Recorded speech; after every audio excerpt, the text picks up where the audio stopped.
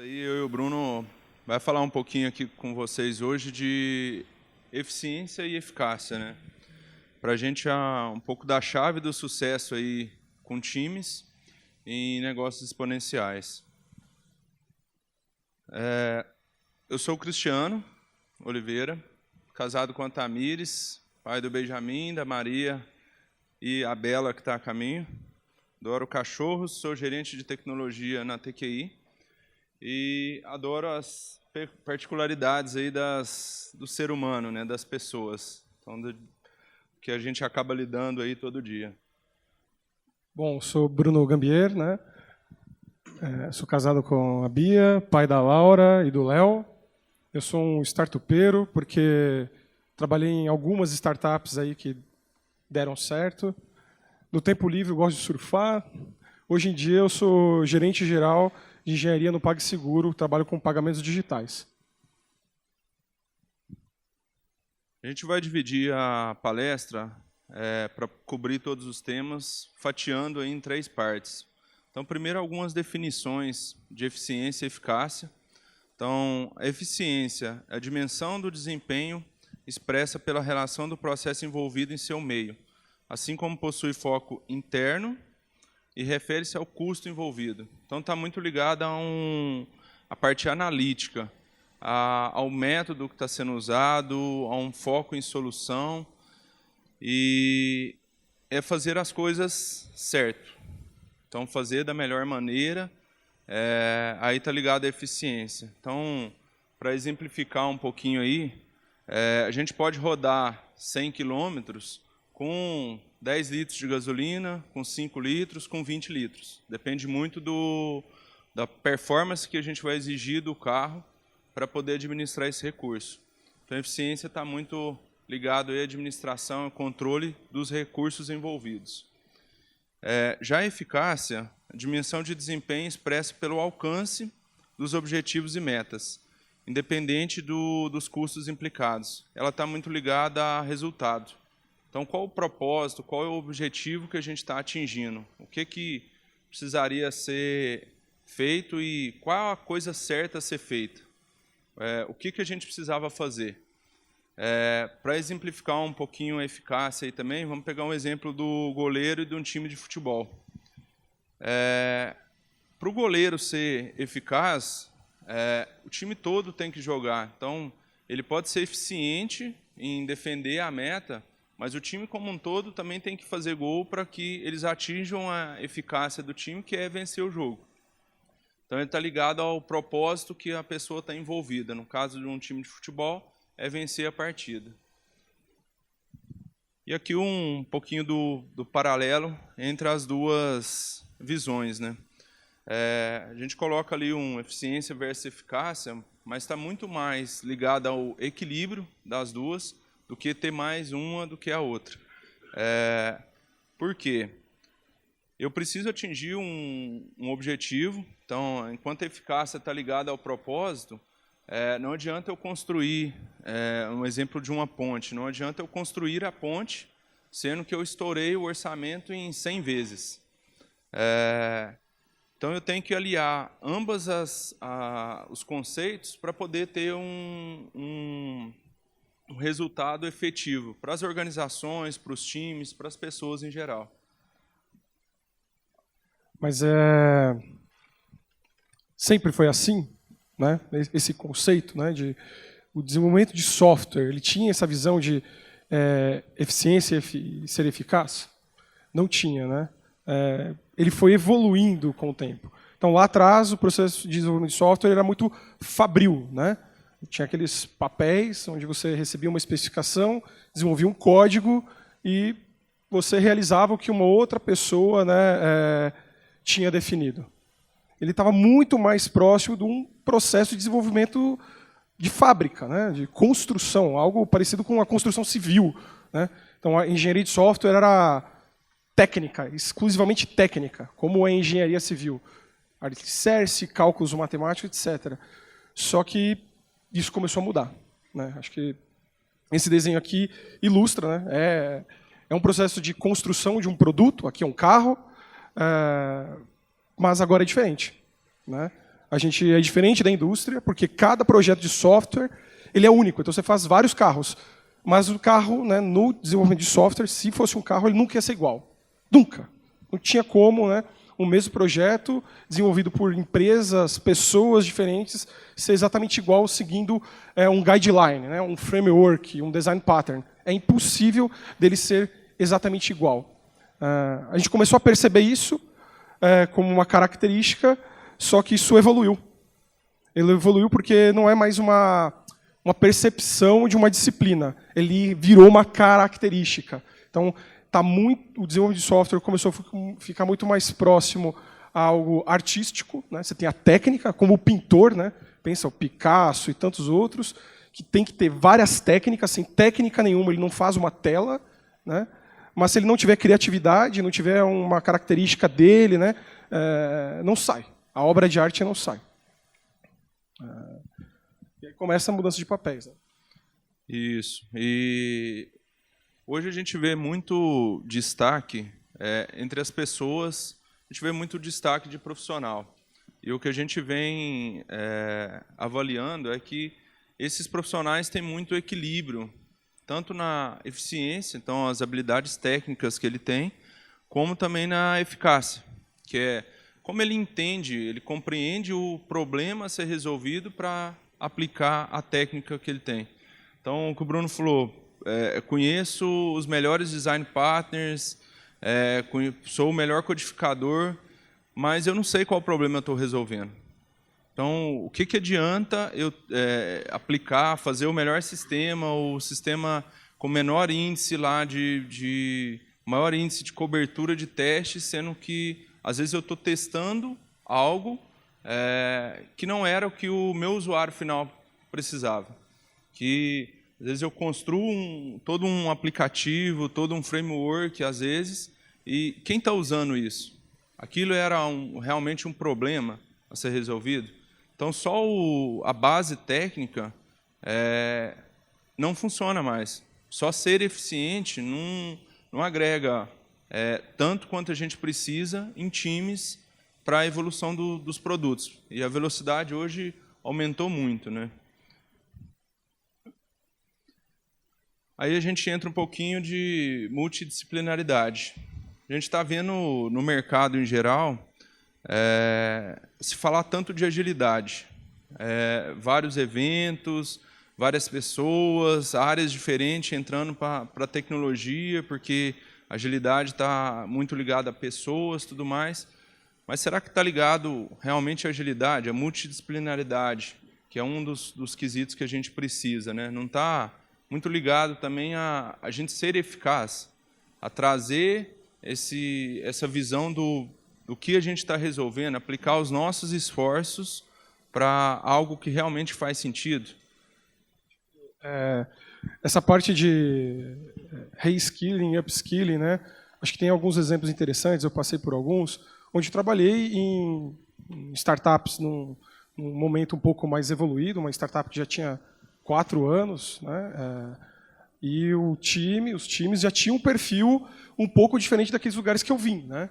Então, o time já participava de produtos, já olhava processo de desenvolvimento, estudava, né? Tipo, não tinha o papel do arquiteto, cada time tinha uma autonomia para entender de produto, de negócio, de processo, inclusive da arquitetura. Quando eu fui para uma startup, né, onde eu fui lá quase um dos co-founders, só tinha eu e 3 fundadores, isso aqui ficou muito claro para mim. Por quê? Porque eu tive que montar os times do zero, né, sem 2009, 2010, não tinha esse papel, né, de conhecimento de Canvas, Business Model Canvas, Lean Startup, o papel do PO, não tinha nada disso. Né? Era muito incipiente ainda. E o que tem a ver o reskilling e upskilling? Ficou muito claro para mim que as pessoas que eu contratava, os times que eu formava, não tinha esse papel de quem fazia o quê. O desenvolvedor ele ia estudar case, olhar como que os concorrentes lá fora faziam coisas, tecnicamente, como produto, e o time começou a construir isso. Né? Então, isso ficou muito claro para mim naquele período, onde esses papéis, né, o processo de agilidade, ele era meramente um framework que ajudava. mas você podia tirar todo o framework, podia tirar qualquer coisa, que o que direcionava aqueles times era realmente qual o problema a gente queria resolver. Então, o dev, né, o gestor, estava todo mundo ali olhando qual problema eu tenho que resolver. Né? Então, ficava muito claro que esses papéis, né, a agilidade que a gente fala tanto, era nada mais do que um framework para suportar uma motivação. Né? É muito ligado ao reskilling aí, quando se adapta ao mindset, ao que a gente quer resolver, e não inverso. Começa a aparecer as competências que a gente precisa desenvolver ou que precisa deixar mais forte, né, que a gente já tem e deixar mais forte. E quando a gente consegue atingir isso nos times, a gente começa a ter o sentimento de que a gente é responsável pelo todo, responsável pelo que está sendo feito, é responsável pelo aplicativo que a gente está entregando, pelo sistema que a gente entregou, e não só aquela tarefa que eu acabei de fazer. Então, se eu estou num sprint, num projeto, eu estou muito mais ligado a saber o que aquele projeto está entregando do que em si a história que eu acabei de entregar. O que ela vai agregar no todo? O que isso vai fazer diferença para o usuário final?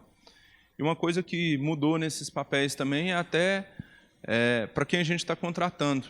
Então, hoje, as pessoas estão muito mais envolvidas em saber o que ela vai fazer, o que ela vai buscar naquela empresa, do que efetivamente que framework ela vai usar, que tecnologia ela vai usar.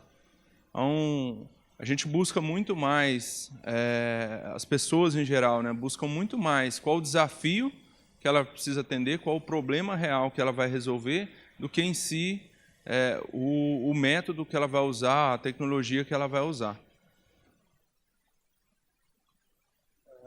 Legal. Então, a gente está falando muito de mudanças de papéis, né? O time, o desenvolvedor, o papel N que nós temos no time, onde ele começa a olhar end-to-end, né? O processo de desenvolvimento e o ciclo do produto. Mas em negócios exponenciais, né? O que tem a ver? Né? É que agora esse desafio de deixar claro qual o papel do time no desenvolvimento do software, ele fica um pouco mais difícil. Por quê? Porque em modelos de negócios exponenciais, tudo acontece muito, muito, muito mais rápido. Né? Então, o que você vai fazer? Você tem que entregar um pouco mais rápido. Se você errar, você tem que errar mais rápido. E tem dois cenários. Né? Ou você, no modelo exponencial, você está atacando um mercado disruptivo, algo que ninguém fez. Então, tem muita experimentação, tem muita hipótese aí. Ou você está atacando um mercado que já tem solução, só que dando um produto diferente. Né? Olha só, por que tem a ver isso com o time de desenvolvimento? Né? Muda. O skill do time, o processo de desenvolvimento ali começa a mudar. Né? E aí começa a ficar muito mais claro para um modelo exponencial que a grande maioria do desafio não tem diferença nenhuma de uma startup, de uma empresa grande que não tem um produto exponencial, porque você vai precisar ter maestria entre a eficiência e a eficácia, né, fazer algo muito bem feito e, ao mesmo tempo, atingir o objetivo daquele produto, daquela arquitetura. Em qualquer cenário, você tem que estar direcionando o seu time e a arquitetura do sistema orientado a problemas reais. Então, isso não tem a ver se você está numa empresa de um modelo de negócio exponencial, numa startup, só que agora fica um pouco mais difícil. Né? No modelo exponencial, o que é diferente nisso? É que, naquele cenário de atacar um nicho onde a adoção do produto ela vai ser muito rápida, né? A necessidade de mercado é muito rápida,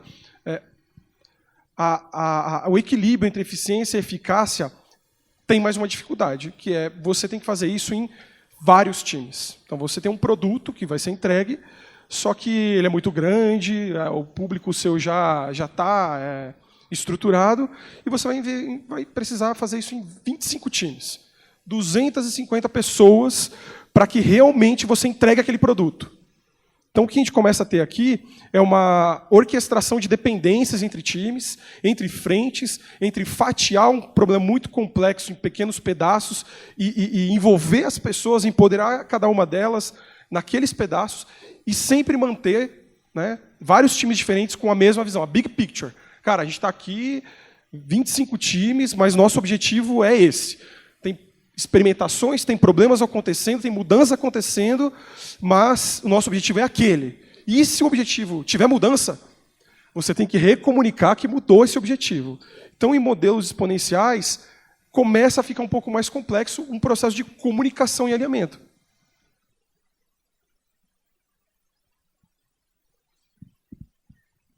Um minuto que parou aqui, pessoal.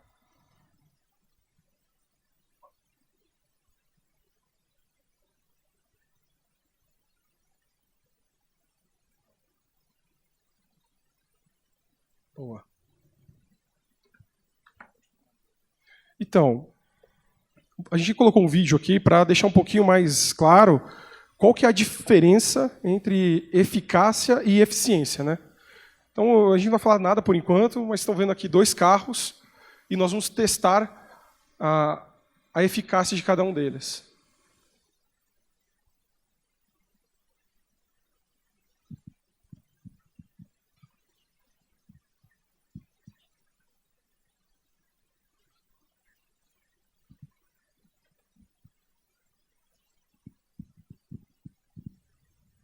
O detalhe do contexto aí agora, né?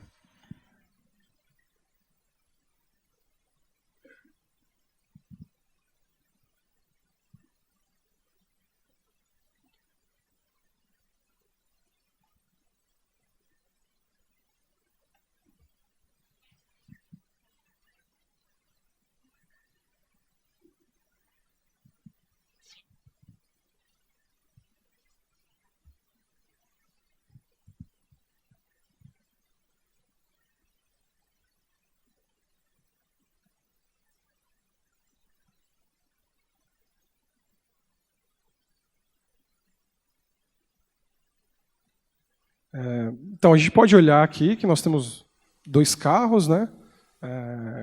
Tecnicamente, tem suas skills, só que eles são muito eficientes. Mas quão eficazes eles são em cada um dos cenários, né? Então, um carro lá, em linha reta para atingir um marco lá, ele é muito mais eficaz que o outro. Só que você coloca ele em outro contexto, ele já deixa de ser. Então, nos nossos times, né, nas skills que nós temos que desenvolver nos nossos times, a gente também tem que dar o contexto. Lembra a big picture que eu falei lá atrás? Então, é muito importante ter o contexto para que eles realmente sejam eficazes, né? Agora a gente vai falar um pouquinho da experiência nossa, como fazer esse equilíbrio, né? Então, na prática mesmo, a gente trabalha bastante o desenvolvimento dessas competências nos times. Aí, em geral, desde as pessoas que entram, as pessoas que já estão na empresa, a gente sempre tem um cuidado de manter um desenvolvimento contínuo. A comunicação é sempre um desafio, acho que um dos maiores desafios, né, Bruno? De manter a comunicação sem ruídos, a aplicação de boas dinâmicas no entendimento do negócio. Então, não é simplesmente receber uma história, vamos falar assim. Às vezes, a jornada do produto, a jornada do usuário, quanto isso ajuda a deixar claro para o time qual é o objetivo dele, em que contexto ele está inserido, qual a importância daquilo para a empresa, qual a importância daquilo para os usuários, o usuário final, qual o ganho daquilo, às vezes até para a sociedade, né? E também tratar, como a gente está falando aqui de cenários de 20, 30, 50 times, o processo de aproximação entre os times é muito importante. Então, acho que nessa questão da prática, né, A gente entra muito aqui no processo de agilidade, né? A gente quer comunicar algo para várias pessoas e não é comunicar só para dar um direcionamento, né? Falar, é esse o cliente, é esse o problema, mas a gente também quer empoderar as pessoas, né? Da autonomia, da informação, direcionando para que elas se envolvam, né? Para que elas gerem capital intelectual para que aquele objetivo seja alcançado. Então, o processo de agilidade, agora sim, o framework, ele nos ajuda, porque num ambiente complexo, com muitos times, muitas conversas, a chance disso se perder ela é muito grande. E aqui não é só sobre comunicação, é sobre estratégia. Você vai montar 50 times, cada um com seus papéis, arquitetos, AMs, gerentes, coordenações, área de produto. E aí? Isso aqui é uma das coisas chaves, a estratégia. Então, os frameworks de agilidade, né, que a gente fala aqui, as dinâmicas que facilitam, parece uma coisa muito assim, né, dinâmica que facilita, é aquelas dinâmicas lá da agilidade. Não é isso, gente. Isso aqui ele é o core para que a estratégia, num ambiente complexo, consiga ser executado. E aí vamos falar um pouquinho das disciplinas, competências que a gente costuma trabalhar nos times para que isso fique de pé. O que o Bruno está falando, né? É trazer autonomia, o entendimento. A gente entende que as pessoas precisam estar envolvidas no dia a dia porque elas fazem parte da estratégia. E elas têm a capacidade até de mudar a estratégia. A gente trabalha muito autonomia, colaboração, foco, a simplicidade, melhoria contínua. Só que um ponto que a gente gosta de ressaltar bastante, né? A gente não consegue evoluir essas competências se não propiciar um ambiente seguro para essas pessoas. Então, a gente tem muito caso, às vezes a pessoa entra na empresa e eu vou chegar e falar, cara, você é dono, parte do time, você pode tomar as decisões. Quem vai ter a cara de realmente falar, não, eu acho que isso aqui não está certo, vamos fazer dessa outra forma. Então, se a pessoa não se sentir num ambiente seguro, nenhuma competência, nenhum desenvolvimento que a gente tente fazer, na nossa experiência, funciona. Então, o primeiro tópico que a gente trabalha é dar um ambiente seguro, dar a segurança para a pessoa, para que ela consiga trabalhar essas competências. E muito que a gente deixa para as pessoas, né? Nunca se esqueça. Então, qual é o objetivo? Você está aqui para resolver qual o problema? O que a gente vai ganhar? É muito importante que as pessoas saibam o contexto que ela está, para que elas façam parte, entendam que a autonomia que elas têm vai ser útil para a empresa, para o funcionário, para o cliente final, e também um item que às vezes a gente fica pensando que está abraçando árvores, né? É só falar, mas também precisa medir. Não adianta a gente falar que está fazendo, que está atingindo o objetivo, mas como que a gente está medindo isso? Como que a gente está realmente olhando se está sendo eficaz? Vou dar um exemplo específico de como isso é importante, né? Eu encontrei alguns cenários nos lugares que eu passei, onde você chegava para um time e perguntava para eles, então, o que vocês estão fazendo? Né? Perguntava separado para as pessoas. Todas as pessoas falavam coisas diferentes. Né? O que está fazendo? Aí você perguntava, beleza, mas por que você está fazendo isso? Aí a pessoa falou, olha, porque estava no backlog. Aí você fala assim, beleza, entendi. Há quanto tempo vocês estão fazendo isso? Olha, isso aqui eu estou fazendo faz 1 ano. Mas antes disso, me explicava. Por quê? Porque estava no backlog. Então, o que acontece? Encontrei alguns cenários onde tinha times 1 ano, 1 ano e meio, quase 2, fazendo coisas que ele não sabia a proposta de valor.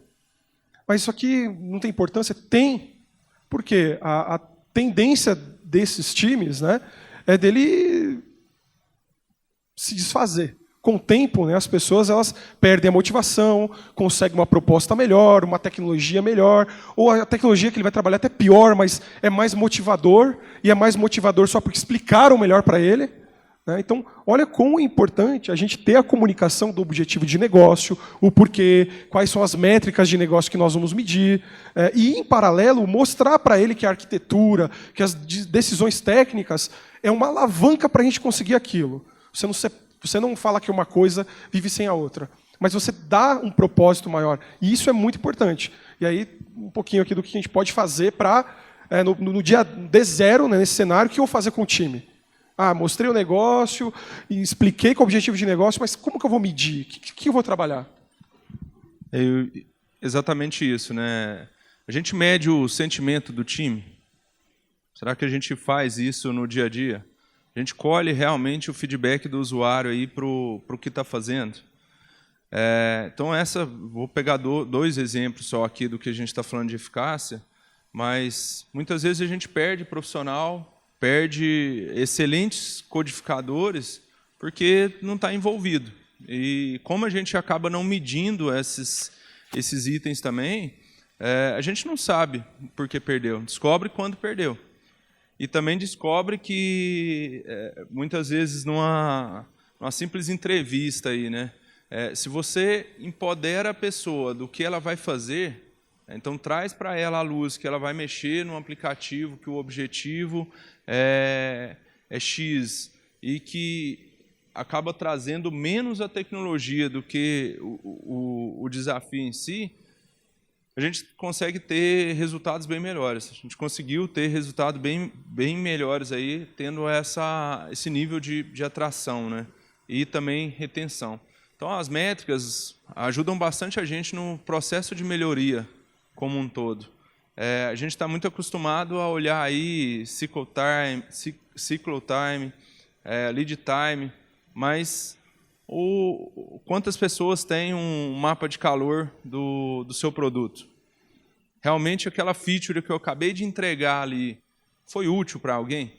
Ou foi útil para o PO, para o diretor que pediu? Qual o uso, qual o ROI que teve aquela feature? Então, medir a eficácia ajuda bastante a gente a direcionar as coisas. E são métricas que acaba que a gente não faz no dia a dia. Quando começa a fazer, você começa a dar outros horizontes para o negócio. Aqui a gente elencou um pouquinho dos nossos aprendizados aí também, aplicando métricas, melhoria, mas o tópico, o top, né? O envolvimento de todos é imprescindível. Então, as pessoas têm que se sentir parte. Não adianta ele se achar um desenvolvedor. O Bruno falou, quando a gente pergunta, né, ou se faça a pergunta, o que você está fazendo na empresa ou até na vida, né? Qual que é o seu objetivo? Será que a gente tem isso claro? Ou será que, no âmbito de empresa, a gente é só o codificador, o cara que está recebendo a história e fazendo? Isso vale uma pergunta até para a gente, não só olhando pelo viés da empresa, mas para a gente também saber, será que eu estou no caminho que vai ser eficaz para mim também? O que é interessante, né? A motivação dessa apresentação aqui. Puxa, eficiência, ser eficiente, ser eficaz, a gente tem bastante material aí falando sobre isso, né? Mas por que a gente quer falar sobre isso aqui no QCon, né? Cara, é muito comum a gente encontrar diversos times, pessoas, isso costuma doer na gente, onde ela fala assim, olha, eu codifico. Eu sei de Lambda, eu sei de resiliência, arquitetura, eu codifico. Me dá a história que eu executo. Para ambientes exponenciais, onde você tem que entregar um produto que gera valor, essa pessoa vai se deparar com muitas hipóteses, com muitas dúvidas. A arquitetura ela pode fazer, mas pode não atingir o objetivo.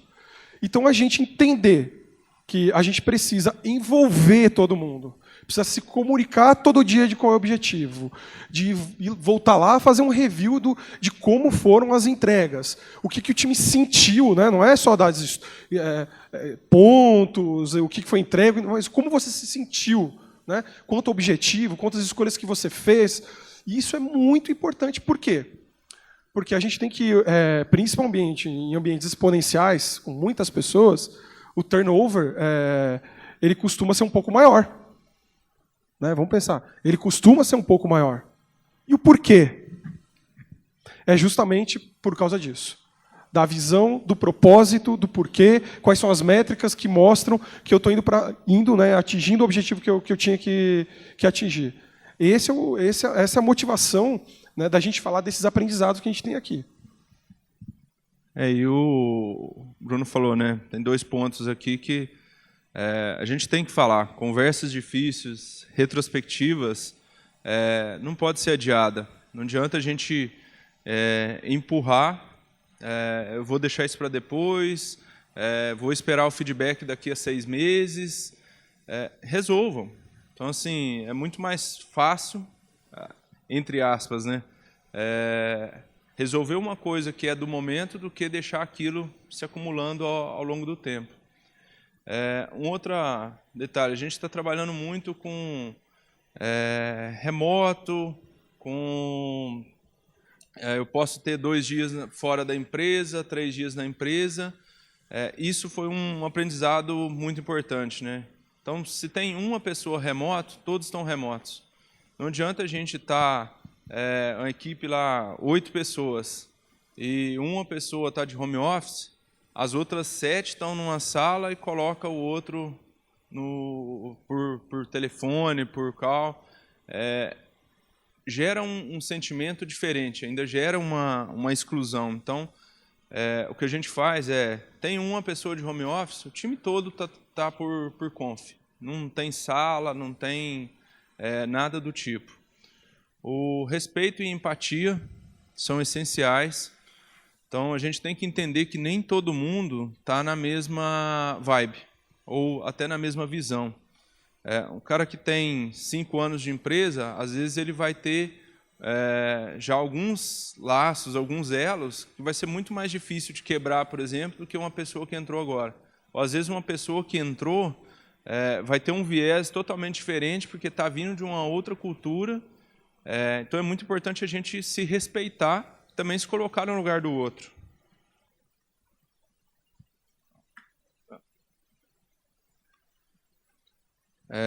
Se colocar no lugar do outro para poder fazer com que a gente tenha esse processo mais fluido. Fail faster, learn faster. Então, vamos errar rápido, aprender rápido e aplicar rápido. E um ponto que a gente ressalta, né? Humildade sempre cabe. Então, a gente a todo momento está aprendendo, está se desenvolvendo. Então, isso é uma coisa que cabe para todos, né? É muito fácil falar isso quando a gente está falando de um time, né? Então, o caso que a gente está tratando com 20, 50 times, como é que eu escalo isso? Então, a gente também passou aí por percalços para poder conseguir escalar, mantendo eficiência e eficácia. O onboarding, a gente fez um onboarding bem estruturado, então, para que a pessoa chegue e ela não seja assim, está aqui o seu computador, o time é esse e dê sequência. A pessoa tem que entender, né, Bruno, o que ela vai fazer, qual é o objetivo maior dela. Então, o próprio onboard, né? O caso lá no PagSeguro é bem interessante. Pegando aqui, como a gente está tentando escalar lá. A gente pegou várias questões de oportunidade de melhoria para o warm-up de uma pessoa, para a escala de uma pessoa dentro dos times. Entrar, treinar, ambientar a pessoa e fazer com que ela consiga contribuir lá com os times. O processo de onboard foi um dos que nós fizemos lá. O reforço da cultura, né, o desenvolvimento do time é essencial, o mindset de como as pessoas estão trabalhando ali, métrica, melhoria contínua. Isso aqui é um set list, mas como que nós fizemos lá, né? Nós pegamos essas coisas aqui, discutimos entre os gestores, coordenadores, e pensamos, né, quais eram as prioridades para fazer o warm-up, para manter um modelo escalável dos times. Um exemplo, alguns coordenadores pegaram o onboard. Lá no PagSeguro foi isso, pegaram o board. Outros pegaram a questão de processo de melhoria contínua, agilidade. Putz, eu vou acompanhar todos os times, todos os AMs, colher lições aprendidas entre eles, né? A própria questão de produto também, a gente, né, quantos times estão assim, entendendo sobre o produto. Então, tem pessoas lá, a gente está dando o nome de Chapter Leaders, né, para pegar essas disciplinas cross e ser vigilante num processo de melhoria contínua, né, para que esse modelo seja escalável. Porque não adianta você fazer uma coisa pontual, legal, que tem resultado, e depois isso cai. Né, aí não adianta nada. Começa a funcionar para um time, mas não começa para o outro, para o próximo time. Assim, funciona para 10 times durante um mês, 2, 3. Durante 2 anos não vai funcionar. Lembra o exponencial, escala, né? É um negócio de investimento alto, de curva alta, então tem que ser vigilante, tem que ter um processo para essa escala funcionar. No modelo. O mesmo cenário da TQI, que acaba que a gente criou os guardiões lá de cada uma dessas etapas para poder a gente sempre reforçar, né? Mindset, por exemplo, é uma coisa que tem que ser trabalhada sempre. O alinhamento de métricas entre os times e até o compartilhamento. A gente fala melhoria contínua de um time, mas quando você olha todos os times, qual a oportunidade também que você tem ali? Será que uma pessoa, às vezes até uma pessoa, ela só não está no lugar errado?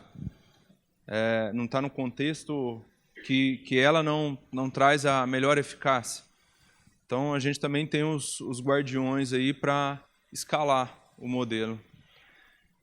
E, para fechar, né, o que foi legal do nosso cenário? A relação de parceria com clientes, tanto internos como externos, ela ficou muito mais forte. Então, tirou aquela questão de eu sou seu cliente para ser realmente parceiro. Entre áreas de negócio, área de desenvolvimento, então engenharia não tem rixa de a partir daqui é meu e negócio é seu. Todos dois têm que navegar de forma equilibrada. A relação entre os times, quando a gente começa a mostrar e aí ter um processo mais aberto, trabalhar as deficiências, as relações entre os times também melhoraram muito mais. Às vezes, como todo mundo consegue ver a big picture, a gente consegue ver um time e falar, putz, isso é do time X. Então ele começa a procurar se comunicar também melhor, porque eu estou fazendo algo que pode influenciar no seu trabalho. O foco na eficácia é o objetivo de todos os times. Então, assim, isso tem que estar muito claro para as pessoas. A gente não está só para ser o mais rápido, mas para poder atingir o objetivo do todo. A gente diminuiu bastante a questão de retrabalho, erros de negócio, então de chegar no final do projeto e falar, cara, no final da sprint, então não era bem isso. Todo mundo estando alinhado aí com os fatores de negócio, a gente diminuiu muito isso. Então, literalmente, o negócio fica muito mais feliz, né? A gente tem aí, as empresas ganham, os clientes ganham, porque tem features mais rápidas, mais assertivas, com melhor uso. E acaba que a gente, o próximo, né? Acaba dando a possibilidade para o negócio também fatiar melhor. Quando a gente cria o elo de confiança com os times de negócio, eles entendem que eles podem fatiar e se aquele fatiamento não for o melhor, o time também está preocupado com isso. Então ele vai levar a visão contrária de podemos fazer dessa outra forma, pode ser? Então esse link de confiança com a área de negócio foi outra coisa que foi bem importante aí para o modelo funcionar. E a gente diminuiu bastante aí o tempo com atividades necessárias. Então, a gente até mediu, fez uma medida dos 3 últimos meses, né? Quantas features a gente fez depois de começar a metrificar que estão sendo usadas. ou qual o uso, qual o real uso daquelas features. Então, que valor a gente entregou? Quanto de esforço a gente gastou para poder fazer features que eram desnecessárias, né? Que foi um trabalho perdido. A gente foi extremamente eficiente, mas a eficácia foi muito baixa. E também o que nem tudo são flores, né? O que não foi tão legal. A gente tem pessoas muito focadas em produzir. Então, assim, a gente trabalha para que isso diminua, mas continua tendo os tarefeiros, né? Cara, eu quero saber, me entrega a história que eu codifico e te entrego no prazo que a gente combinar. Mas ele não quer se envolver. Pessoas não querem se envolver, não querem saber do que elas estão fazendo. O excesso de liderança. Deixa eu dar uma escorada, né? Eu tenho vários papéis, então a responsabilidade do bug de produção é de quem? É do QA. O Scrum Master não tirou o impedimento. Mas o que você fez para poder aquele impedimento sair, efetivamente? Teve alguma coisa? Você se mexeu em algum momento? Então, acaba que os papéis, a quebra dos papéis, ou essa visão para as pessoas de que ela é responsável pelo todo, também a gente conflitou um pouco nisso. Então, a feature não está sendo usada porque ficou ruim. Então, quando eu dou um scroll, por exemplo, fica ruim. Cara, alguém falou para o X, todo mundo passou pela mão de todo mundo. Alguém falou ou discutiu aquele ponto. Então, isso é uma coisa que a gente viu acontecer muito das pessoas envolvidas. E os problemas de comunicação, né? Então, a gente está falando aí, a gente trabalha bastante num cenário de remotos, times distribuídos, remotos ou locais, e também com home office. Então, reuniões aí com 15 pessoas. É efetivo? A gente não consegue ter efetividade nisso. Então, as coisas têm que ser muito mais direcionadas. O pessoal fala, tem problema de comunicação, mas usando aí um pouco de pensamento sistêmico mesmo, né? Será que o problema é a comunicação? Será que eu deveria fazer uma reunião com 15 pessoas? Todas as pessoas que precisavam estar ali estão? E também do envolvimento. Será que numa reunião de 15 pessoas, todos conseguem se expressar? Então, quando a gente conseguiu ter muito mais até objetivo, né, a gente colocou aí problemas de comunicação no início, por conta disso, a gente já foi mapeando essas coisas que foram acontecendo para que a gente corrigisse os problemas, as causas raiz, e não falar que a pessoa não se comunica bem. Aquela pessoa não fala. Às vezes não tem espaço para falar, né? Quando a gente está num modelo com muitos times, muitas pessoas, os papéis eles costumam a serem formados, né? Tem um cara de teste, tem um cara de back-end, um de front-end, tem um PO, tem isso, tem aquilo outro. E isso começa a gerar um problema de comunicação, né? Porque lá atrás, sei lá, como já desenvolvi software, lá atrás não tinha isso, tinha que subir servidor na mão, né? Eu tinha que ir lá e entender o que o usuário fazia, tinha que especificar. Então, a engenharia de software ela sempre foi end-to-end, né? End-to-end. E tinha aqueles papéis do SM, etc. Numa empresa grande, num cenário complexo, tem os papéis. E as pessoas confundem o papel como se aquilo fosse responsabilidade do tester pensar em todos os testes, de fazer o teste. E o pessoal se esquece que tem o TDD, tem o BDD, tem um monte de coisa que é processo de desenvolvimento, né? O fatiamento técnico, né, a questão de projeto, é você pegar um problema grande, complexo, quebrar em pedaços. O time inteiro tem que participar disso. Então, o que costuma não ser legal nesses cenários é que você começa a dar papéis para as pessoas e as pessoas começam a ficar confortáveis, né? Confortáveis ali naquele. E para a gente poder, né, acelerar as entregas, acelerar até o próprio crescimento do time, a maturidade do time, é deixar claro que esses papéis eles não são feitos para separar as funções, são para alavancar O time inteiro testa, o time inteiro se envolve com o produto, o time inteiro quer olhar a melhoria contínua, só que os papéis são para alavancar cada uma dessas disciplinas. E a comunicação é o que ajuda as pessoas a entenderem isso. Então, acho que essa questão da eficácia, a comunicação, ela é fundamental para que as definições de papéis elas não virem uma entropia, né? Eu acho que começa até a atrapalhar o processo de desenvolvimento.